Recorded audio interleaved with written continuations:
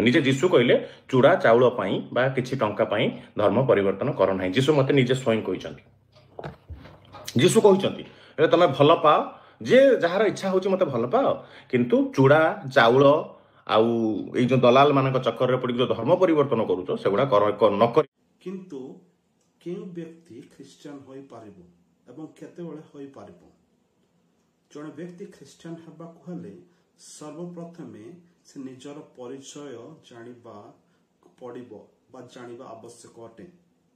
अर्थात आमे समस्ते पापी अटु कारण आम माने पापरे जन्म ग्रहण करि अछु।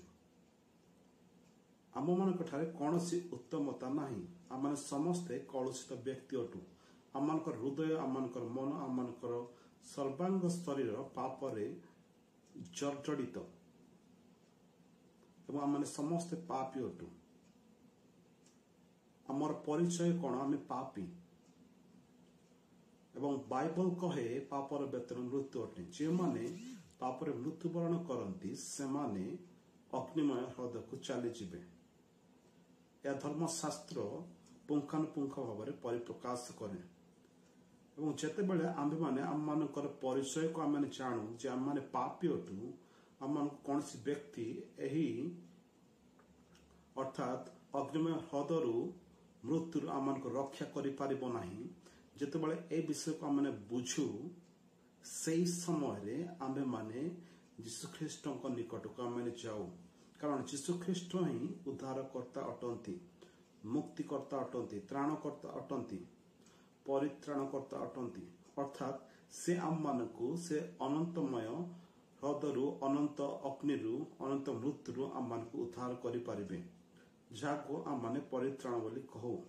परित्राण अर्थ एहा जहा जेतेबेले गोटे व्यक्ति यीशु ख्रीष्ट को विश्वास न करे मृत्युवरण करे से अनंत अग्नि को सदा सर्वदा निमंते से चली जाए।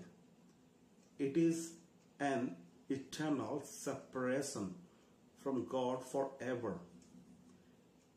जेतेबेले से व्यक्ति यीशु ख्रीष्ट ठारे विश्वास करे यीशु ख्रीष्ट एकमात्र त्राणकर्ता अटंती एवं यीशु ख्रीष्ट परमेश्वर अटंती, यीशु ख्रीष्ट प्रभु अटंती, यीशु ख्रीष्ट ता निमंते निज जीवन क्रूस परे बलिदान कले, तांको निमंते मृत्युवरण कले, समाधि प्राप्त हले एवं तृतीय दिवस रे पुनर्थित हले। जेतेबेले गोटे व्यक्ति सत्य भावरे सत्य हृदय रे प्रकृत रे एही वास्तविकता को विश्वास करे से समय रे से व्यक्ति परित्राण पाए बा उद्धार पाए। एवं जेतेबेले से परित्राण पाए उद्धार पाए से ईश्वरक संतान भाव में गणित हुए एवं से परित्राण पाए, से पापर बंधन मुक्ति प्राप्त हुए। यीशु ख्रीष्ट को निजर व्यक्तिगत त्राणकर्ता रूपे ग्रहण करने द्वारा से यीशु ख्रीष्ट संतान हुए, से क्षमा प्राप्त हुए, अग्निमय ह्रदरू से रक्षा प्राप्त हुए एवं यीशु ख्रीष्ट ठारे पुनर्मिलित हुए एवं से स्वर्गर प्रजा भाव में गणित हुए एवं से यीशु ख्रीष्ट शरीर भाव में गणित हुए एवं तांकु आमे यीशुंकर संतान एवं से व्यक्ति को आमे साधु बोली आमे गणित करू एवं यीशु ख्रीष्ट मंडली भाव में गणित करू। जदि वास्तविक भाव में गोटे व्यक्ति यीशु ख्रीष्ट परिचय पाई नाही, यीशु ख्रीष्ट विश्वास करे नाही, सुसमाचार विश्वास करे नाही, कारण बाइबल कहे पापर वेतन मृत्यु अटे। जे व्यक्ति यीशु ख्रीष्ट विश्वास करे से ही केवल निजर परिचय दे पारिबो, से ही कहि पारिबो जे वास्तविक भाव में ख्रीस्टियन अटे। कौन व्यक्ति को आमे माने कौन सामग्री देव द्वारा कौन व्यक्ति को आमे माने कौन टंका आकार बा पैसा आकार बा अन्यान्य विषय देवा द्वारा से व्यक्ति ख्रीस्टियन हुए ना। किंतु वास्तविक भाव में जितेबाला से निजर पाप स्वीकार करे ଯୀଶୁ ଖ୍ରୀଷ୍ଟଙ୍କ ନିକଟକୁ ଯାଏ, କ୍ରନ୍ଦନ କରେ, କ୍ଷମା ନିମନ୍ତେ ଯୀଶୁ ଖ୍ରୀଷ୍ଟଙ୍କ ନିକଟକୁ ଯାଏ, ସେହି ସମୟରେ ହିଁ ଯୀଶୁ ଖ୍ରୀଷ୍ଟ ତାଙ୍କର ସକଳ ପାପକୁ ସେ ଧୌତ କରନ୍ତି ଏବଂ ଯୀଶୁ ଖ୍ରୀଷ୍ଟଙ୍କର ସନ୍ତାନ ଭାବରେ ତାକୁ ଗଣିତ କରନ୍ତି। ଏବଂ ଯେତେବେଳେ ଆମେମାନେ ଖ୍ରୀଷ୍ଟିଆନ ଭାବରେ ଗଣିତ ହଉ, ତାପରେ ଆମମାନେ କ'ଣ କରିବାର ଅଛି? ଆମମାନେ ଆଲୋକରେ ଆମେ ଚାଲିବା, ଅନ୍ଧକାରରେ ଆମେ ଚାଲିବା ନାହିଁ ଏବଂ ଆମେମାନେ ଖ୍ରୀଷ୍ଟଙ୍କ ଆଜ୍ଞା ପାଳନ କରିବା। ଏହା ଦ୍ୱିତୀୟ ବିଷୟ ଅଟେ। ଏବଂ ତୃତୀୟ ବିଷୟ, ଖ୍ରୀଷ୍ଟଙ୍କ ପରି ଆଚରଣ ଆମେମାନେ କରିବା। ଯୀଶୁଖ୍ରୀଷ୍ଟ ଯେପରି ଜଗତରେ ଥିବା ସମୟରେ ଯେ ପ୍ରକାର ଜୀବନଯାପନ କରିଥିଲା, ଆମମାନେ ମଧ୍ୟ ସେ ପ୍ରକାର ଜୀବନଯାପନ କରିବା। ଅନ୍ୟକୁ ପ୍ରେମ କରିବା, ଅନ୍ୟକୁ ସାହାଯ୍ୟ କରିବା, ଅନ୍ୟକୁ ସେବା କରିବା,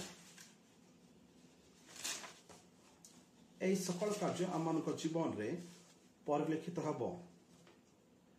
ଏବଂ ଆମମାନେ ଏହି ଜଗତର ବିଷୟକୁ ଆମମାନେ ପ୍ରେମ କରିବା ନାହିଁ ଆମମାନେ, କିନ୍ତୁ ଆମେ ସ୍ୱର୍ଗୀୟ ବିଷୟକୁ ଆମମାନେ ପ୍ରେମ କରିବା। ଏବଂ ଯୀଶୁଖ୍ରୀଷ୍ଟ ଯେ ମାନବ ରୂପ ନେଇ ଜଗତକୁ ଆସିଥିଲେ, ଏହାକୁ ଆମମାନେ ସ୍ୱୀକାର କରିବା। ଏବଂ ସପ୍ତମ ବିଷୟ, ଆମେ ଧର୍ମାଚରଣ କରିବା।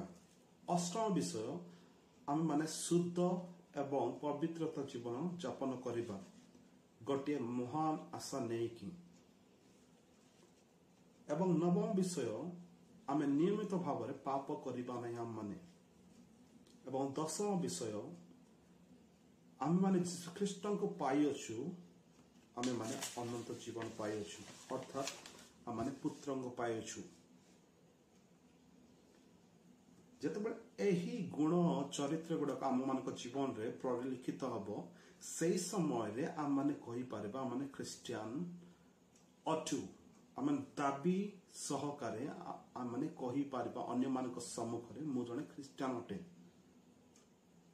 କିନ୍ତୁ ଯଦି କୌଣସି ବ୍ୟକ୍ତି କହେ ସେ ତାର ଧର୍ମ ପରିବର୍ତ୍ତନ କରିଦେଇଅଛି, କୌଣସି ସାମଗ୍ରୀ ନାହିଁ, ସେ ଖ୍ରୀଷ୍ଟିଆନ ହୋଇଅଛି। ଯଦି ଗୋଟିଏ ବ୍ୟକ୍ତି ଖ୍ରୀଷ୍ଟିଆନ ହେବା ପାଇଁ ଚାହେଁ, ତାହେଲେ ସେ ବ୍ୟକ୍ତି ଯୀଶୁଙ୍କ ଠାରେ ବିଶ୍ୱାସ କରିବାର ଅଛି, ତାର ପାପକୁ ସେ ସ୍ୱୀକାର କରିବାର ଅଛି, କାରଣ ପାପର ବେତନ ମୃତ୍ୟୁ ଅଟେ। ଏବଂ ଯେତେବେଳେ ସେ ବ୍ୟକ୍ତି ପାପକୁ ସ୍ୱୀକାର କରେ, ସେହି ସମୟରେ ସେ ବୁଝିପାରେ, ମୁଁ ଯଦି ପାପରେ ମରିଯାଏ, ତାହେଲେ ମୁଁ ଅନନ୍ତ ନରକକୁ ଚାଲିଯିବି, ସଦାସର୍ବଦା ନିମନ୍ତେ ମୋତେ କୌଣସି ବ୍ୟକ୍ତି ରକ୍ଷା କରିପାରିବେ ନାହିଁ। କିନ୍ତୁ ଯୀଶୁଖ୍ରୀଷ୍ଟ ହିଁ ଏକମାତ୍ର ତ୍ରାଣକର୍ତ୍ତା ଅଟେ, ଉଦ୍ଧାରକର୍ତ୍ତା ଅଟେ, କାରଣ ସେ ନିଷ୍ପାପୀ ନିର୍ଦାଗ ବ୍ୟକ୍ତି ଥିଲେ, ଯେ ଆମମାନଙ୍କ ନିମନ୍ତେ ଆମମାନଙ୍କ ବଦଳରେ କ୍ରୁଶରେ କ୍ରୁଶାର୍ପିତ ହେଲେ, ଯେପରି ଆମେମାନେ ଜୀବନ ପ୍ରାପ୍ତ ହଉ, ଯୀଶୁଙ୍କର ସନ୍ତାନ ହେଉ, ପରିତ୍ରାଣ ପାଉ, ମୁକ୍ତି ପାଉ, ଧାର୍ମିକ ଗଣିତ ହଉ, ଯୀଶୁଖ୍ରୀଷ୍ଟଙ୍କ ଠାରେ ପୁନର୍ମିଳିତ ହଉ, ସ୍ୱର୍ଗର ପ୍ରଜା ହଉ, ମଣ୍ଡଳୀ ଭାବରେ ଗଣିତ ହଉ, ସାଧୁ ଭାବରେ ଗଣିତ ହଉ, ଏହା ପରିତ୍ରାଣର ଆଉଟକମ୍ କୁହାଯାଏ, ପରିଣାମ କୁହାଯାଏ।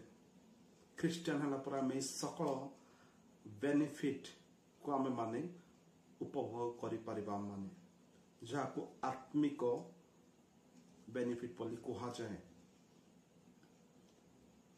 ଏହି ରାତ୍ରି ସମୟରେ ମୁଁ ଆପଣମାନଙ୍କୁ ଜଣାଇବା ପାଇଁ ଚାହେଁ, ଖ୍ରୀଷ୍ଟିଆନ କୌଣସି ବ୍ୟକ୍ତି କୌଣସି ସାମଗ୍ରୀ ନେଇ ଗୋଟିଏ ବ୍ୟକ୍ତିଙ୍କ ଠାରୁ ହୋଇପାରେ ନାହିଁ, କିନ୍ତୁ ପ୍ରକୃତରେ ଯୀଶୁଖ୍ରୀଷ୍ଟଙ୍କ ଠାରେ ବିଶ୍ୱାସ କରିବା ଦ୍ୱାରା ହିଁ ସେ ଖ୍ରୀଷ୍ଟିଆନ ହୋଇଥାଏ।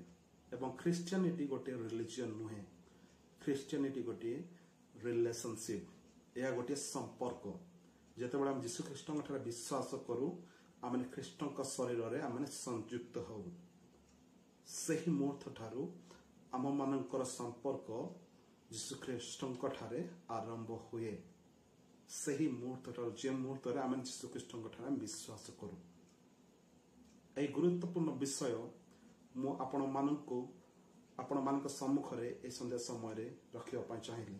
ମୁଁ ବିଶ୍ୱାସ କରେ ଆପଣମାନେ ଏହି ଗୁରୁତ୍ୱପୂର୍ଣ୍ଣ ବିଷୟକୁ ବୁଝିପାରିଅଛନ୍ତି। ଯଦି ବୁଝିପାରିଅଛନ୍ତି, ତାହେଲେ ବିଶେଷ ଆପଣମାନଙ୍କ ସାଙ୍ଗସାଥି समस्त निकटरे ए विषय को प्रकाश करने निमंते उपस्थापन करने चेष्टा करंतु जेपरि सेमाने मध्य एही गुरुत्वपूर्ण विषय को बुझिबे एवं वास्तविक ख्रिस्टियन के यह जानबे एवं यीशु ख्रिस्टनकर परिचय पाई